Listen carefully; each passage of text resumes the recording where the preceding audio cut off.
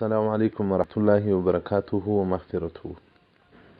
محترم پوښتنه کړې ده چې په سعودي کې ژوند کوو، نو په دا وطن کې د زمزم اوبه پرتې دي. نو یو هندو دی، کارګر دی، کار څوک دی، خو راسره دی، دا اوبه کله کله هغه وڅښي، موږ ورته وایو چې دا مه څښه. دی زه نه پوهېږم چې دا اوس ستاسو اوبه دي که زمزم اوبه دي که ساده اوبه دي، خو ما ته رامعلومېدې نه وې مې څښلې. دې موږ څه وکړو؟ محترمه، زمزم خو پر مخ د مځکې چې کومې اوبه دي، دا د ټولو اوبو څخه غوره اوبه زمزم دي، او د رسول الله صلی الله علیه وسلم ناړې مبارکې هم په ګډې دي. او انشاءالله بیا په فضایل زمزم خپرونه کې درته وړاندې کړو.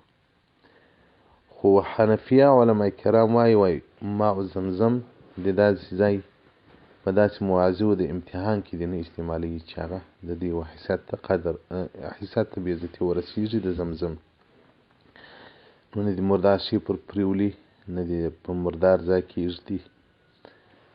نو د کافر بدن که ظاهري نه دی نجسه، معنوي حکما خو تر هرې مرداري د کافر بدن مردار دی. ظاهرا که څوم د کافر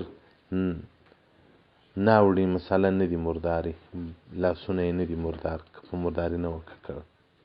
حکما کافر تر هر شي مردار دی، تر خنزیر هم مردار دی، تر سپي هم مردار دی.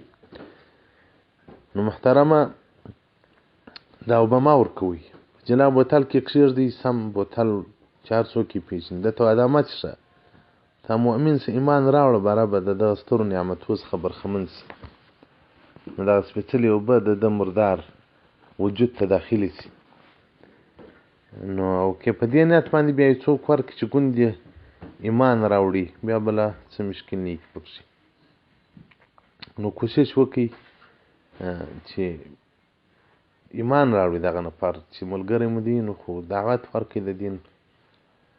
ځکه هر هغه کافر چې د مسلمان سره په یو جامعه کې ملګری سي، پر مسلمان باندې دا دعوت د اسلام لازم دی چې مسلمان به دعوت اسلام ورته کوي چې دغه اسلام قبول کړه، سپېڅلی اسلام دی. که ده نه قبلاوه، ستا مسؤلیت خلاص دی. فضایل ماء زمزم صفحه 219. والسلام علیکم ورحمة الله وبرکاته ومغفرته.